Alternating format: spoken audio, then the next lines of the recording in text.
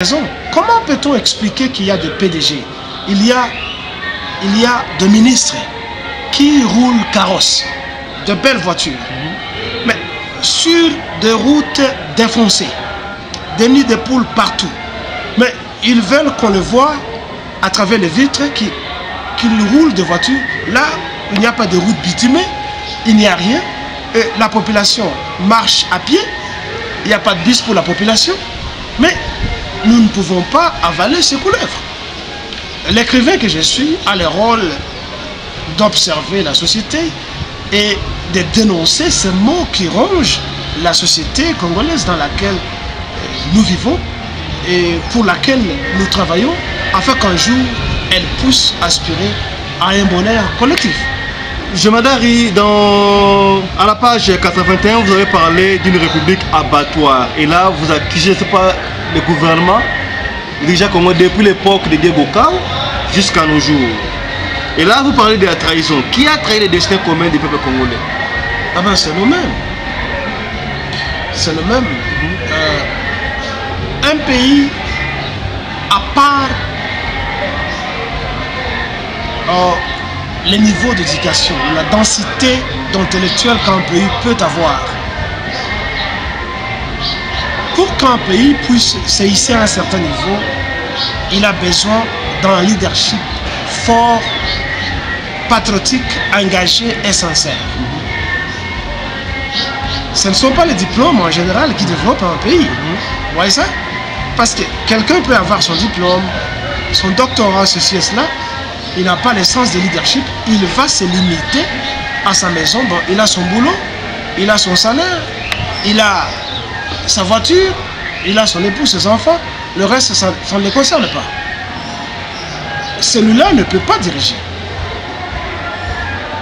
Un dirigeant, un leader, c'est celui qui s'oublie parfois.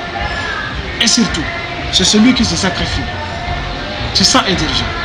Un dirigeant, ce n'est pas ce que nous avons au Congo.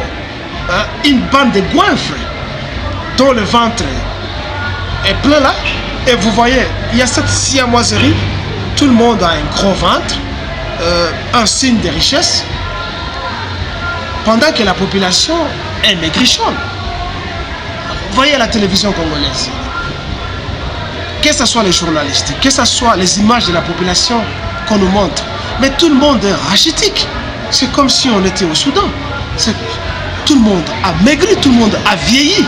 Mais regardez les ministres, mais regardez les PDG.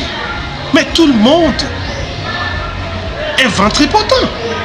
Mais il faut avoir de la honte. Quand vous, le père de la maison, vous êtes en bonne santé pendant que vos enfants souffrent. Mais il faut avoir de la honte. Ça prouve combien vous êtes un goinfre, un gourmand. Et que vous ne voulez pas, vous ne voulez pas partager avec les autres. Alors, il faut qu'on se mette à dénoncer ça. Sans doute, le monde ne sera pas égal. Mais quelque part, il faudrait qu'il y ait un bonheur commun, parce que ça se voit. Quand on crée l'abondance, mais tout le monde ne va pas déranger les soi-disant Kabila. Vous voyez ça? Si le peuple congolais avait ses bus, si nos enfants allaient à l'école, s'il y avait beaucoup à manger, si tout le monde avait son salaire, si l'État, le gouvernement avait une politique d'habitat, qu'il faut construire des maisons pour tout le monde, tu penses que le peuple congolais chercherait à identifier la provenance de l'imposteur Hippolyte Kajambere Kalambe? Non. Voilà, la population n'allait pas chercher à savoir s'il est rwandais, ougandais, burundais ou pas. La population a besoin du bonheur collectif. C'est tout. Et c'est là, même si tu proviens d'ailleurs, si tu cries ce bonheur-là, mais les gens vont fermer les yeux. Les gens vont fermer les yeux. Voilà, je crois que le message est passé. C'est un très beau livre.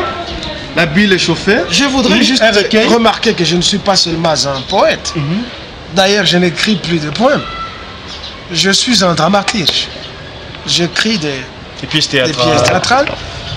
J'écris des novellettes, donc des romans brefs, des historiettes. j'écris des articles à caractère politique, économico et sociaux qu'on peut trouver parfois sur les sites du Parti national congolais. Voilà. Merci beaucoup. Je crois que nous avons besoin de livre Oyo, c'est facile.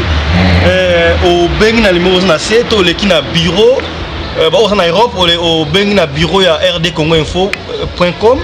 Pour ça, en possession, il y a livre tout recueil poétique Oyo. Alors, ici, M. Kilele a révolutionné Makambu en poème. Ce qui se passe au Congo depuis les années.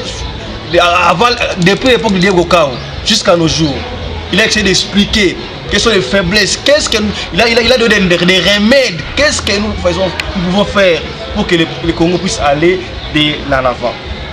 Il ne faudra pas faire seulement de bruit, non, nous devons lire. Vous savez, il y a un problème chez le Congo, nous ne voulons pas lire. Les Congolais ne lisent presque pas, c'est pas bon. Un recueil pareil. Tout le monde a docteur en droit, docteur en iniboué, ils n'ont pas écrit des livres. Ils n'ont rien écrit. Mais un fils du pays a peur d'énergie, a écrit pour aider futures générations futures. Qu'est-ce qui s'est passé les années antérieures. C'est quelque chose à encourager. Ça ne coûte pas trop cher. C'est 15 € seulement. 15 €. Appelez le numéro qui est au bas de votre écran ou soit à contacter la direction générale de rdcongoinfo.com pour vous emprunter un livre Botanga. Qu'est-ce que M. Kilele a voulu dire au juste? Voilà, merci M. Kilele pour cette œuvre grandiose que vous avez réalisée. Je crois que c'est un exemple à suivre. Ce qui est Makambu, Luka comme un livre. Ce n'est pas que tout ça, docteur, mais on ne voit pas les remèdes, on ne voit pas les écrits. Parce que les paroles s'en vont, les écrits restent. Voilà. Les intellectuels congolais doivent savoir une chose. Je ne me jette pas de fleurs. Un intellectuel, c'est celui qui voit les choses autrement. Ce n'est pas celui qui revient au pays ou qui est au pays bardé de diplômes. C'est celui qui voit les choses autrement. Une autre définition que je peux donner, c'est qu'un intellectuel, c'est celui qui ne cesse de se poser des questions. Savoir lire et écrire, ce n'est pas ça être intellectuel. C'est plus que ça. Alors, il y a beaucoup de gens au Congo qui ont des diplômes.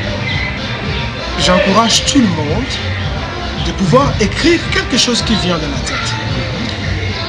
Si le Parti national congolais accède au pouvoir au Congo, nous allons encourager l'impression des livres pour les enfants à l'école et pour tout écrivain. Nous allons créer des bibliothèques. Nous allons tout faire pour créer des papeteries où les livres doivent être vendus, afin que l'écrivain, l'artiste puisse vivre de son art. Et aussi afin de propager l'idée, parce qu'il y a beaucoup de manuels qui vieillissent dans les tiroirs au Congo. Nos gouvernements ne pensent qu'à encourager la musique et les églises, pendant que les hommes de la plume ne vivent pas de leurs écritures. Le PNC viendra faire ça. Voilà, je crois que le message est passé. Mesdames, Messieurs, nous tendons petit à petit vers la fin de cette émission, de cet entretien avec Jemadar Kilele, le président national de PNC. Voilà, Monsieur Kilele, parlons de l'actualité au sein de l'Afrique du Sud. Ce n'est pas quelque chose à cacher. L'autre qui est armée sud-africaine et qui a une intervention dans la République centrafricaine. Et pas les rebelles qui ont attaqué le gouvernement, soi-disant que les Alaka, la dictature, le président a Kende. Alors, les Sud-Africains ont une intervention. Les militaires dans la population et Siliki, les militaires bazonga. Yo en tant que leader des partis politiques, Oyo, lobby, kuna, on a tête à pays. Vous avez un mot à dire par rapport à tout ça? Oui, c'est d'abord déplorable parce qu'il y a eu mort d'homme. Il y a des familles qui ont perdu leur fils au front de cette guerre. C'est une perte pour la famille et pour le pays sud-africain tout entier. Mais une chose est vraie, quand on prête serment devant les drapeaux, on accepte la mort. Vous voyez ça? Donc, on fait assez du bruit sur la mort de leurs militaires, de leurs soldats, je vais dire. Mais je pense que c'est être un peu ignorant du métier des armes. Quand on est soldat, on vit avec la mort, à chaque instant. Et c'est peut-être parce que l'Afrique du Sud n'a pas une armée de combat. Ça, c'est mon analyse. Raison pour laquelle ils sont tellement endeuillés. Parce que